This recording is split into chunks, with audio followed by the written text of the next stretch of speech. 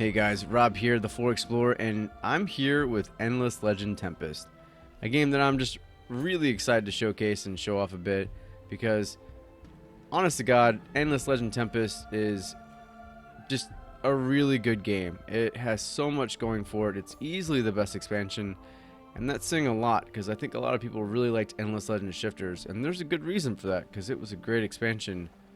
However, Tempest adds even more to this game, and the quality and content here on display is just going to add a lot to your game, and I'm really excited to show it off and play along with you guys. So let's go ahead and start. We'll get a game started, alright? So let's take a look at the Morgawr. This is going to act as episode 0, where I kind of introduce the new faction, the new gameplay, and then episode 1 will start with our actual gameplay. So here are the Morgawr. They are basically constructed by the Endless, constructed creatures that were imprisoned and then break out and go on this like killing rampage because they're super evil. They're kind of like the Cravers in that they're like manufactured to like just be ridiculous, and their quest gameplay revolves around them sort of finding themselves again and figuring out like their evil, very evil rhythm. So let's take a look at the unit types real quick. First off, we got the Mastermind, which he has a very good vision range, and you know he's kind of good. He's able to defend himself, but particularly he's really good at unmasking camouflaged or hidden units. So you know he's a support class, and he provides a very good vision range for something we're going to talk about here in a little bit. So keep in mind that he does have a very good vision range because that plays a part in some of their skills here in a little bit. The Vor, which is just basically like the brawler on the sea, it has something called acid spray that sprays all the enemies around it, or maybe just the three in front of it. So the one immediately in front of it, and then the ones to the left and right. And it's very capable of damaging any sort of unit, doing great damage, and yeah, like I said, basically acts as a brawler. And then we had the Leviathan, which is a submersible unit, so it acts stealthily, and it also has quite the punch too. It's not quite as powerful as some of the like land-based units that are the last tier for other factions, but it does a very good job of balancing the stealthiness with a powerful strike. So you know it's a great, again, it's like an ocean dominance unit where that's where they're basically going to be strong, you know, like that's their focus. So we'll come down here and take a look at their traits. The Neptunian, this allows for free embark and disembark and improves their transport ships. Hydrophilic, which allows for 2 industry and 2 science on terrain with sea or lake, and +1 for rivers. Seeds of Descent, which is a pretty cool faction trait. It allows you to basically make pacified villages hostile again. So if the Volters to your west have pacified those villages in their region, you can you can use Seeds of Descent and make them angry again, which, you know, creates dissent and, you know, just messes things up, which is pretty damn evil if you ask me. Breaching Wave, which is a particular improvement for them. It gives them +2 influence on citadels and +1 for revealed facilities.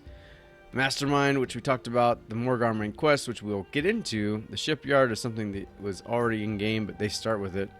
Cat's Paw, which is very unique to them. They can take control of roaming neutrals. So you see a minor faction army or a minor faction fleet, they can take control of it with their influence. Sea Traders provides a 100% bonus to their sea trade, and it moves around some techs. Black Spot, which is a diplomatic action that you basically declare the black spot on an empire, and that creates incentive for other factions to attack it so that they can get dust, and it also gives you dust. So it's a pretty cool interaction. So if I'm just really angry at somebody, I don't like them, I'm gonna submit the black spot on them, and anyone who attacks them and anyone who creates that kind of havoc is going to get dust rewards, and you get a share of that as well. So we talked about Leviathan, we talked about the Vor, and now Aqua Pilvistics, which is was a research topic in the original game. You start with it here. You gain some dust bonuses when you're around rivers and stuff like that. So very unique, it's just a very fun faction to play. I'm not gonna lie. I've already played a few games through. I really enjoy them. They're probably my favorite. I mean, the Alai were very good too. But I think I'm going to give the nod to the Morgawr because they're just so unique. And, Cat's Paw and Black Spot are really fun. I haven't used Seeds of Descent quite as often. I will try to do that this time. So we're going to try to awaken some of those minor factions that have been pacified. We're going to go ahead and start. As you can see, we're going to go with hard difficulty, normal game speed, 6 empires on a world size of 4. So we're going to be a little cramped, which I like. 2 continents, which is going to give us some space to spread our wings out on the ocean. Everything else is pretty much normal. We're going to go with this light blue because it looks oceanic. And I'm going to start and let you guys watch the video. And then as we get into the game, I'm going to go ahead and pause for episode 1. And we'll start gameplay. So, yeah, there's just so much going on here that I'm really excited to show you. So stick with me. If you guys have any questions, let me know. And enjoy this intro movie.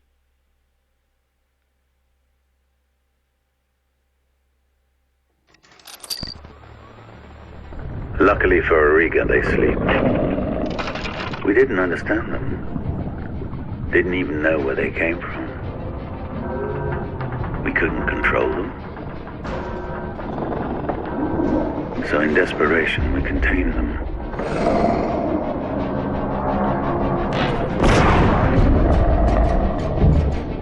What if they break free? With their power, hatred, and paranoia?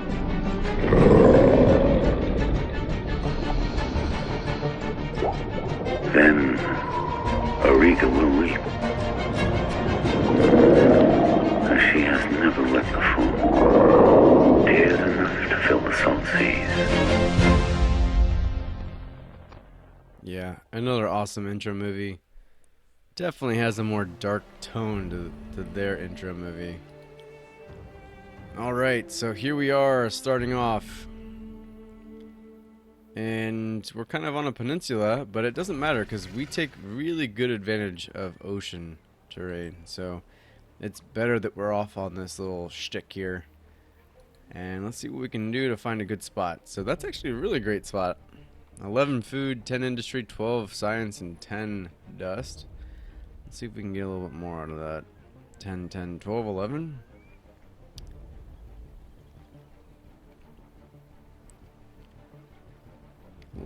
Oh, that's not even close.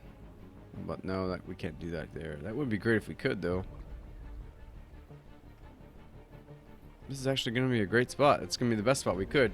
So, something that was updated. There's 2 things that were actually brought on with this new expansion that were basically like base game adjustments. But first, you can now select random factions in the game selection screen, and you won't have 2 of the same factions. So in this case, we have 6 factions that are all set to random, and we won't see the Broken Lords twice or the Vultures twice. They will all be the different factions, which I really like.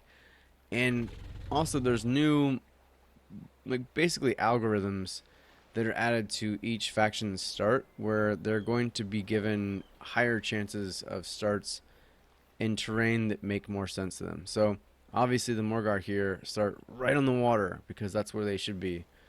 The Vultures might start, in some of the winter, or sorry, like snowy areas where the science is better. The